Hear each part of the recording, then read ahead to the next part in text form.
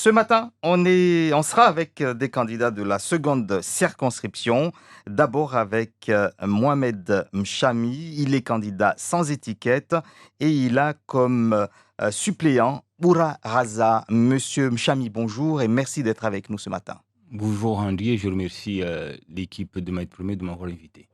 Alors, comme à chaque candidat, je pose cette question. D'abord, pourquoi cette candidature? Qu'est-ce qui vous motive? Quelles sont vos ambitions de député pour Mayotte?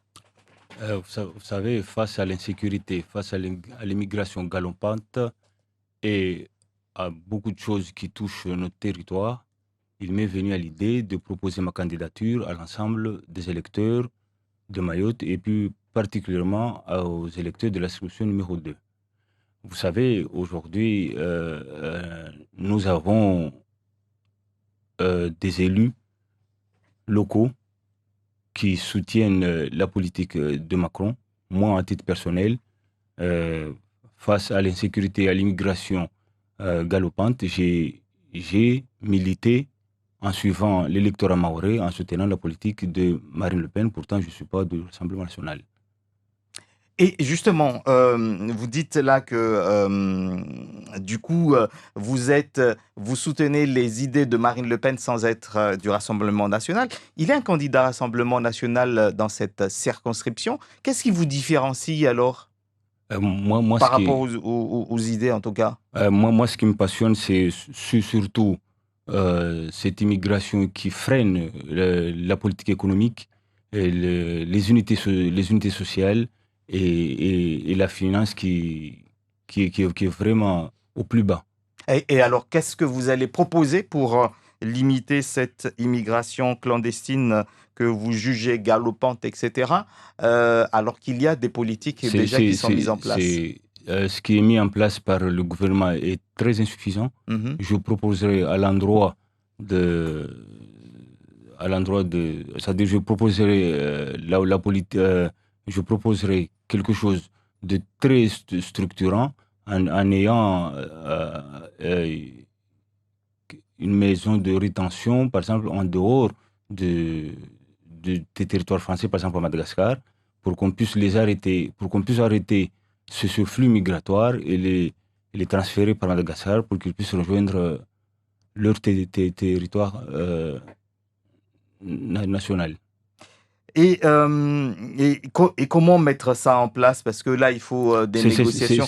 Oui, Euh, vous savez que les Comores, depuis X temps, les Comores, on a toujours négocié, mhm. ils refusent catégoriquement. Donc il faut que l'État arrive à comprendre la stratégie comorienne qui freine Mayotte et qui freine surtout les politiques nationales mises en place à Mayotte.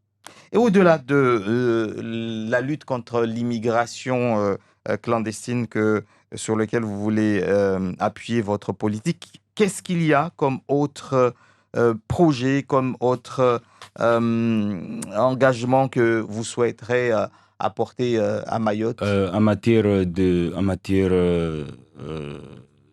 sécuritaire, on essaie de gonfler l'effectif des gendarmes et des policiers, donner les moyens aux DLEM de vraiment veiller, et puis surtout avoir une deuxième maison d'arrêt pour vraiment lutter contre l'insécurité. Vous savez, à Mniambani, ce qui se passe. Moi, personnellement, ça me touche parce que vous voyez déjà l'absence de l'État face à l'insécurité. Dans le domaine du pouvoir L'État d'achat, envoie quand même des voilà. gendarmes sur place Ouais, le mais ils soir. sont insuffisants. Les gens, Hmm. à 17 heures, ils partent pas. Les gens ne rentrent pas chez eux, hein. Ils sont obligés de contourner en matière de l'éducation, en matière éducative. Je proposerai à l'endroit de la population, c'est-à-dire on revoit les cycles, par exemple, il y a CPA 12, C1 à 12, euh, on ramène la mesure avec les classes de CE2 et puis appliquer tout simplement les, les nouvelles réformes ici à Mayotte. Monsieur Mchami Mohamed, on ne vous connaît pas vraiment, on ne connaît pas votre parcours politique ici à Mayotte. Est-ce que vous avez des soutiens politiques à Mayotte? Est-ce que vous avez des relais au niveau national? Moi, personnellement, moi, ce qui est au niveau national, je serai le député des Mahorais. J'ai pas, parce qu'à chaque élection, on a des élus qui parlent que du gouvernement. Moi, ma passion, c'est de défendre Mayotte. Lorsqu'on me dit d'aller à Paris et d'aller chercher euh, une orange, j'irai chercher l'orange et puis rajouter des compléments. Mais mon objectif, c'est vraiment de défendre les intérêts de Mayotte. Et ici Moi, à Mayotte? personnellement, Mhm. je suis soutenu par Mihal Mousseni, Salim Déré et d'autres ténors au centre de Mayotte. Et je suis tout le temps, je suis militant et non politique engagé euh, qui défend les dossiers de Mayotte. Par exemple, en matière de pouvoir d'achat, à chaque fois je vois, vous relancez la thématique. Moi, je vous rappelle qu'un Maoré, c'est un être humain qui consomme. Vous lui donnez 100 euros. Si vous donnez 100 euros au, à un consommateur Maoré, si s'il sait qu'il va dépasser 200, il va dépenser à la fin 200 euros, ça ne pose pas de problème. Donc, injectons rehaussons le RSA par exemple, pour qu'on puisse soutenir la consommation, les produits de première nécessité de meilleure qualité, soutenir une politique agricole pour qu'un Maoré, lorsqu'il a envie de se développer, de se développer, c'est-à-dire pour que le Maoré arrive à développer son activité, pour qu'il puisse obtenir des revenus. Aujourd'hui, vous voyez, à l'issue du Covid, et on a vu aujourd'hui nos petits artisans mahorais souffrir parce que on leur dit de reformuler en ligne pour qu'ils puissent avoir des aides. Et maintenant, on leur demande de rembourser, de justifier les dépenses effectuées. Aujourd'hui, nous avons des artisans taximans qui souffrent. On ne sait pas comment ils vont faire pour rembourser une telle somme. Des fois, on dit de rembourser 4 000 euros, 2 000 euros, 1 000 euros, etc. Ils vont retrouver où cette somme pour pouvoir rembourser ça. Donc moi, ce que je tiens à rappeler ici à la population, c'est de s'engager autour de ma candidature à Achir pour que je puisse, sur le plan national, défendre les thématiques qui touchent la population de Mayotte. Alors, pour l'instant, il y a un candidat, il y a un député encore dans votre circonscription. Il est candidat à la députation également. Mais comment est-ce que vous jugez son bilan? Du coup, vous n'avez pas du tout été satisfait du bilan de Mansour Kamardine? Il n'a Moi, rien apporté. moi ce qui m'importe, c'est ce que le gouvernement a proposé à Mayotte. Mhm. Il a proposé des actions vides.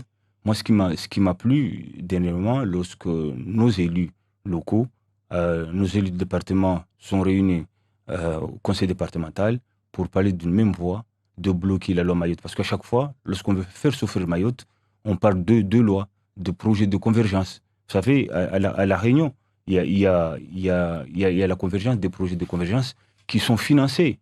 Huguette Bello, l'autre fois, on parlait de l'histoire d'Austral, elle a souligné en contestant la fusion d'Austral avec Air. C'est ça l'unité réunionnaise. Les élus réunionnais, lorsqu'ils partent à l'Assemblée nationale, ils ne font pas, c'est-à-dire ils ne font pas de distinction. Ce qui leur importe, c'est les intérêts de Mayotte, les intérêts de la Réunion et ses ressortissants. En tant que député, vous serez amené à faire des propositions de loi, à voter des lois. Et justement, si on revient sur ce projet de loi Mayotte, euh, qu'est-ce que- euh, comment est-ce que vous y avez contribué en tant que citoyen mahorais, puisqu'il y a eu des consultations avant tout cela, un peu partout à Mayotte? Est-ce que vous avez participé un petit peu? Et J'ai qu'est-ce que vous avez... participé, mais je me suis centré surtout sur l'immigration Mhm. et l'insécurité, parce que ce fléau freine je vous rappelle encore, toutes les unités économiques. C'est-à-dire tout ce qui se mettra en place à Mayotte ne verra pas le jour parce que on est, on a un effectif, on a un effectif galopant qui ne répond pas aux aides attribuées. Alors, on a compris sur ce point-là, mais le projet de loi Mayotte, si il doit être à nouveau discuté, il faudrait apporter d'autres éléments, plus d'éléments que seulement la lutte contre l'immigration clandestine. Il faut revoir les points qui doivent intégrer Mayotte en plein, sur le plan national et surtout ce qui peut porter des éléments constructifs pour Mayotte. Mais par exemple, moi, je pense, par rapport à la loi Mayotte, ce qui a empêché, je pense, hein, ce qui a empêché nos élus d'avoir l'unanimité de voter cette loi, c'est lorsqu'on dit, on expulse la population, on laisse les enfants à Mayotte. Je pense que c'est ça ce qui a poussé nos élus à rejeter la loi Mayotte. Je pense, hein. L'égalité sociale, la lutte contre la vie chère, on l'a entendu également, hein, pas mal de candidats ici euh, présenter cela comme leur priorité. Si c'est aussi l'une de vos priorités, en plus de la lutte contre l'immigration clandestine, qu'allez-vous dire Là, à l'Assemblée il nationale faut, il faut, par exemple, comment? pour accélérer tout Il y cela? a, pour ne pas me perdre, il faut aider les entreprises à s'installer, euh, surtout pour soutenir l'économie. Et en contrepartie, il faut parler du quota d'embauche. Parce qu'il faut que les Mahorais existent et qu'ils puissent exercer en plein droit dans les grandes entreprises ici à Mayotte. Concernant la santé, beaucoup de Mahorais ne veulent plus d'Evasan et souhaitent être soignés normalement à Mayotte, ne pas passer une journée pour un rendez-vous chez un médecin, Il ne etc. faut pas, Qu'est-ce que vous il ne allez vous faut, proposer en termes de santé? il ne faut pas il faut pas nous voiler la face parce que là, à Mayotte, on n'a pas de spécialistes. Il faut pas imaginer l'impossible. À Mayotte, on n'a pas de spécialistes.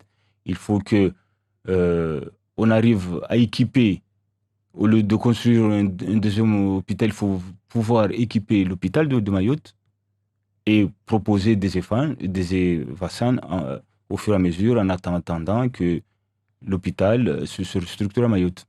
Alors, on entend beaucoup hein, de candidats dire justement il faut que, il faut que, il faut que, mais ce n'est pas comme ça que ça arrive. Il y a une manière peut-être pour faire bouger les lignes, bouger les choses. Et ça, on a l'impression que tous les candidats bloquent un petit peu par rapport à ça pour savoir réellement comment amener à faire évoluer les choses. Ben, Euh, il faut évoluer. Au lieu de laisser, par exemple, une fois, j'étais touché en pleine Assemblée nationale, Marine Le Pen qui parlait au nom de Mayotte, alors qu'on a deux parlementaires, plus on a Tani Mohamed et Ramlati, plus Mansour Kamardine. Euh, il y avait que Marine Le Pen qui s'exprimait pour Mayotte. Donc, moi, personnellement, les autres parlementaires le font aussi, oui, peut-être pas. mais il précisait avec. Elle était vraiment touchée par le sort de Mayotte. Mhm. C'est-à-dire, on a l'impression qu'elle connaît l'histoire de Mayotte que nous, Maoris, que nous vivons ici. Donc, moi, personnellement, je serai avec des groupes qui qui me soutiendront pour euh, rapporter euh, les, les, les, les dossiers de Mayotte à l'Assemblée nationale. Concernant l'écologie à Mayotte et l'environnement, qu'est-ce que vous préconisez? On a souvent opposé, par exemple, le développement de Mayotte et la construction de l'allongement de la piste à Mayotte avec tout ce qui est défi environnemental. Quelle est votre position par rapport à cela? Vous savez, il ne faut pas non plus tuer Mayotte à cause de l'histoire de l'environnement.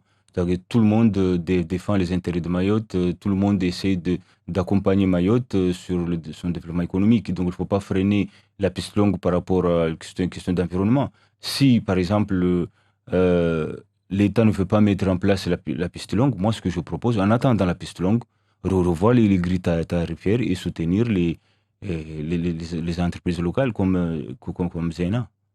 Donc, par rapport à l'environnement, tous les candidats et moi-même auront des stratégies en fonction de l'évolution de la société pour donner des points précis sur le climat Mayotte.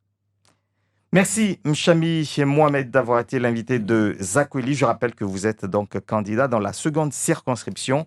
Vous êtes candidat sans étiquette et vous avez comme suppléant Bouraraza. Je remercie tout simplement Mayotte entière et surtout nos journalistes de Mayotte la Première. Et j'espère vous revoir à d'autres rendez-vous que politiques.